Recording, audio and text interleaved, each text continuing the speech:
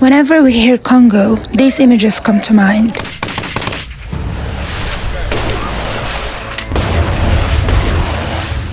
Zondo has more from UN headquarters. The Democratic Republic of Congo is often painted as a victim.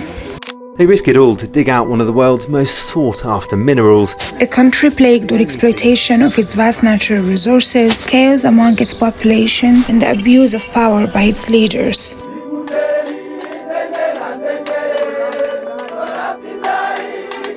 It's a story of violence, corruption, and despair. But it wasn't always this way. I still remember my geography teacher describing Congo as the land of unimaginable wealth. With gold, diamonds, oil, copper, and lithium, DRC constitutes a natural treasure chest unlike any other. Yet, it's never been considered a developed nation. And you might be thinking that being a developed nation is about more than just natural resources, which is correct. But with such extraordinary natural wealth, shouldn't Congo be at least on the path to it? Throughout the whole history of slavery, I'm going back centuries, never in human history has there been more suffering that generated more profit and was linked to the lives of more people around the world, ever in history, than what's happening in the Congo right now. The cobalt that's being mined in the Congo is in every single lithium-ion rechargeable battery manufactured in the world today.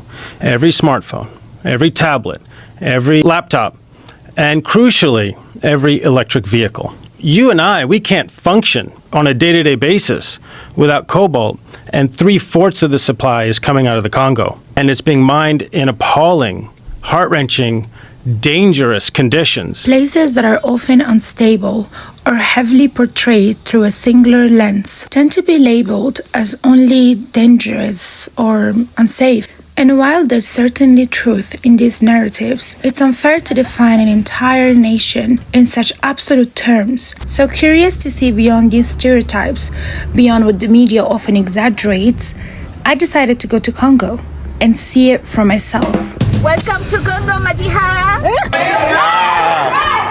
And believe me, my experience has been one of a kind, to say the least.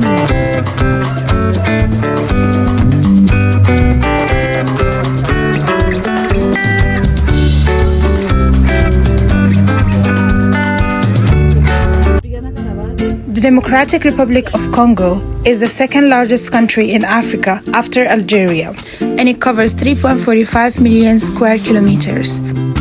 Congo is home to vast rainforests, majestic rivers, and as we know by now, abundant minerals. In the eastern part of the country lies Goma, nestled on the shores of Lake Kivu. Goma is a city known for its resilience. Despite being one of the most volcanically active regions in the world, it's also considered the cleanest city in DRC. My journey to Congo was prompted by a very special occasion. My best friend's older sister is getting married, and I'm going right now, as you can see. I told people at work, I told people, my friends, that I'm going, and it's like, are you sure? It's kind of not safe.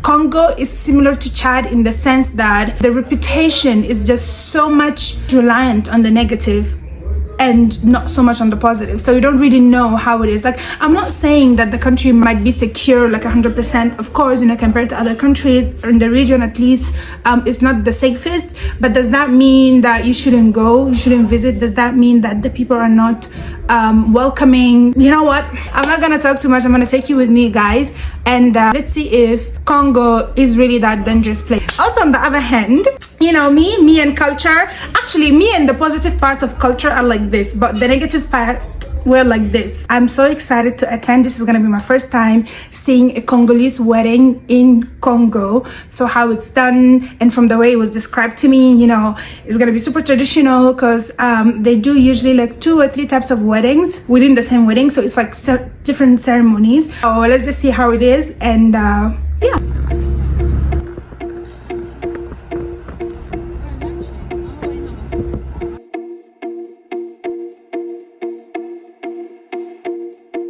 I started my trip in Kigali, Rwanda, where I shared a taxi with a very friendly Congolese family heading to Goma as well. The journey took us through Rubavu district in northwest Rwanda to Gisenyi, which is the border crossing to Goma.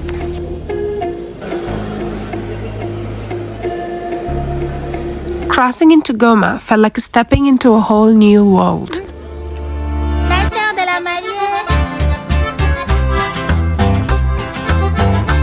Welcome to Goma.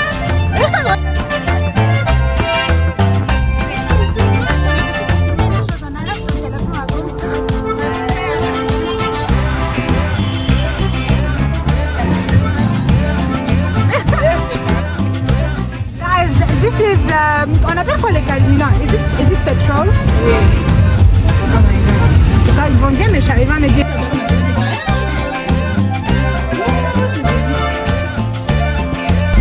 Guys, look at this.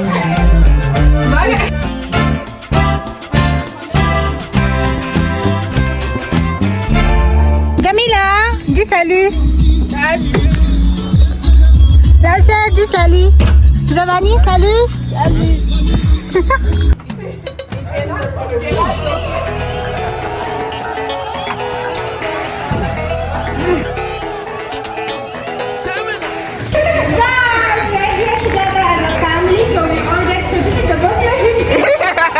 She's buying for everybody, like yogurt. Okay. Say hi. Hi. Hi. Okay. Hi. One of my first stops in Goma was a local shop known for its rather unique take on shawarma. C'est ça le shawarma. En tout cas, c'est le shawarma. Mais ça a l'air bon. Ça a l'air bon. It looks good. Ouh, fais attention, ça va tomber. C'est chaud. Local Congolese. Guys, so this is local shawarma. They're gonna kill me if I say anything else. And then this is yogurt. So now, so what it has is like, it has meat, but it has a bunch of other things as well. It has like here fries, and then it has carrots, and I think something else. Every time you take a bite, you discover something new. It's actually really good. Let me taste it for you.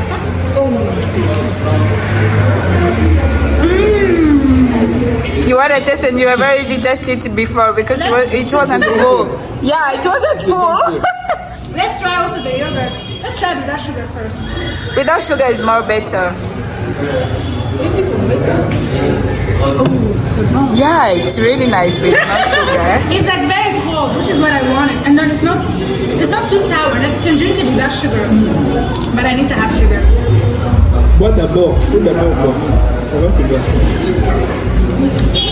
When you have a whole wedding to prepare for and nobody's willing to stand on business, there's no better motivator than a healthy competition. So guys, we're making a challenge. And we're gonna see who's gonna finish this first. Because we need to hurry up and nobody's hurrying up. So now we have to make it a challenge. We're putting money and then whoever finishes first is gonna take the money. First thing first, you gotta make sure that everybody's starting at the same line.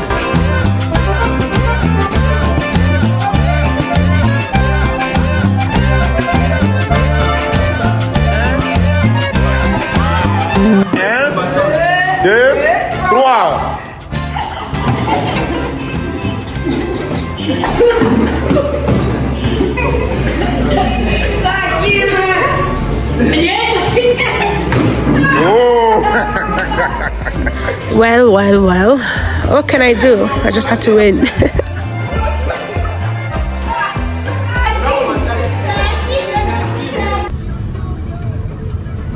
Speaking of money, one of the surprising aspects of Goma is that US dollars are widely used, alongside Congolese francs, of course. So if you're coming from abroad, there is little need for you to exchange the money to Congolese francs, although it's always wiser to have both currencies just in case. Also, speaking about Congolese francs, they don't have coins in Congo, so they only use paper money.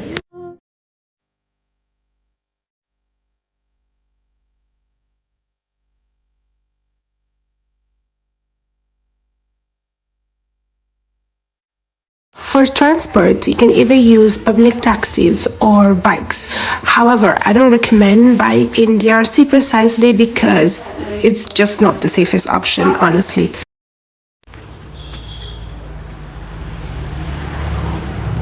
The entrepreneurial spirit is very much present here. The bride, for instance, runs a men's clothing shop, importing high-quality suits and accessories all the way from Europe. And honestly, out of 10 people that I meet, at least 2 are business owners. And it's very inspiring to see Congolese entrepreneurs investing in their country, creating jobs and contributing to the economy despite the many challenges.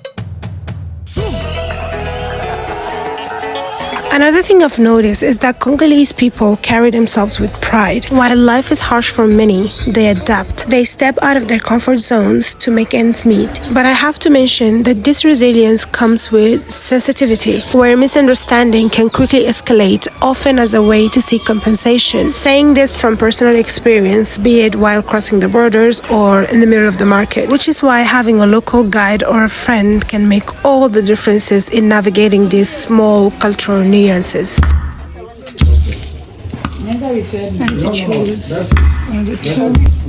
Je prends celle-là.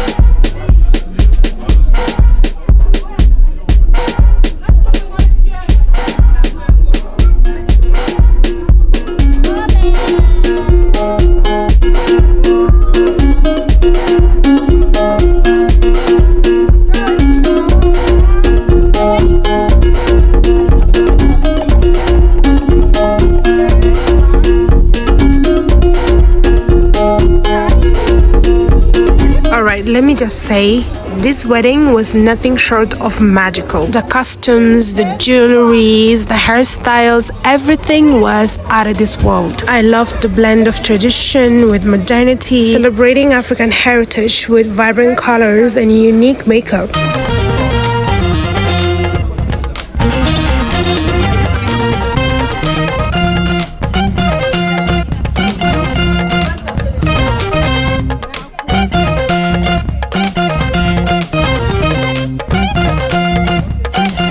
Our bride wore a stunning gown bedazzled by a long, majestic cape of pure African heritage. She looked stunning, just like the queen she is. It is important to mention that our jewelries were all custom-made from Kenya, as Kenyans are known for their high-quality handcraft in the region.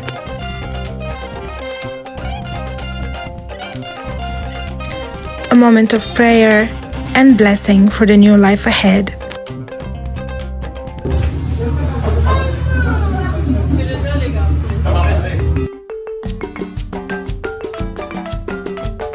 The groom, equally dazzling, represented the quintessential Congolese style, dripping elegance and pride.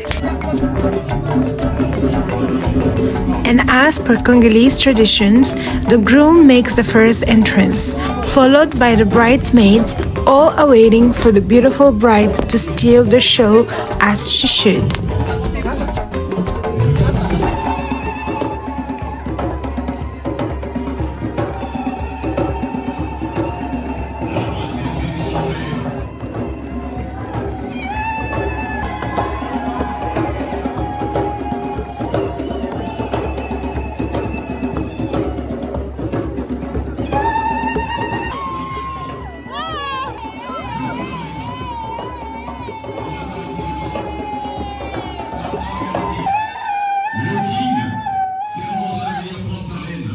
Sous cette belle musique, je veux voir toute l'ambiance dans la salle et tout le monde bouger au rythme du public.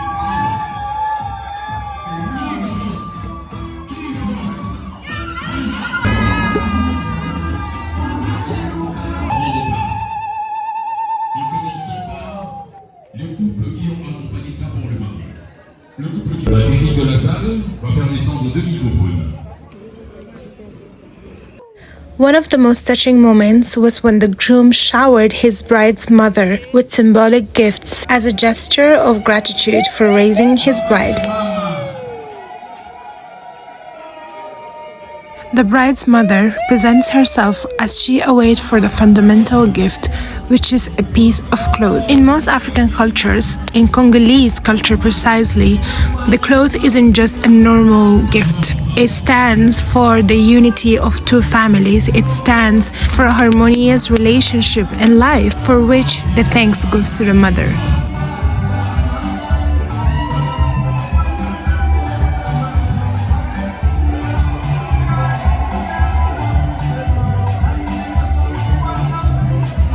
The entire family holds up the gift and walk around to show it to everyone present with pride and indescribable joy. Ces accessoires sont là, on remet tout à maman. Maman fait une photo avec Béné et Maïssa. Venez maman. Photo dans la caméra. Merci les journalistes, s'il vous plaît.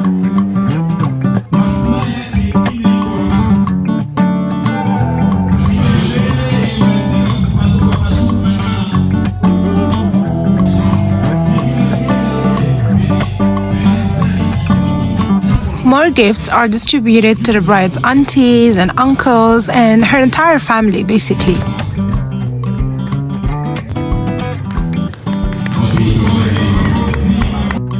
Gifting his bride's family is mandatory in Congolese culture, but it's not the other way around, meaning the bride doesn't have to gift her groom's family.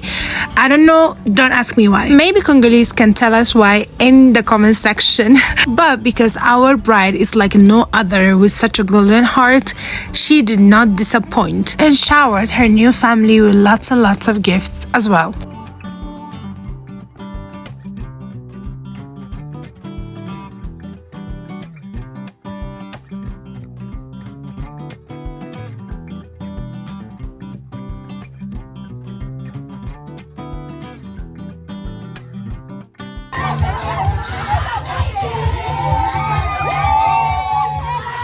Traveling teaches you to feel the energy of a place. While some cities exude calm, others exude buzz with a little bit of tension. In Goma, you sense both. The weight of its struggle and the vibrancy of its people.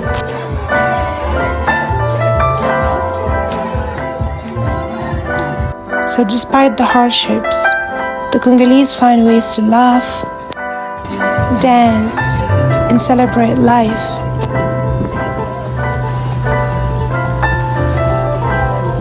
It's this spirit that makes Congo so unique. It's a place of contradictions where pain and joy coexist, and resilience shines through adversity. Did you know that in Congolese traditions, the day after the marriage, the bride has to cook her first official meal in her new home in front of everybody? This ceremony is called Inauguration de la Cuisine or Ouverture de la Cuisine, which translates to the inauguration of the kitchen or the opening of the kitchen in English. Stay tuned for the next part of this series where we get to dive deep into the Congolese wedding traditions, especially the inauguration of the kitchen. Kindly support my channel by subscribing and interacting with my videos, and let me know what more you'd like to see, or let's say which country should we go to next. See you soon.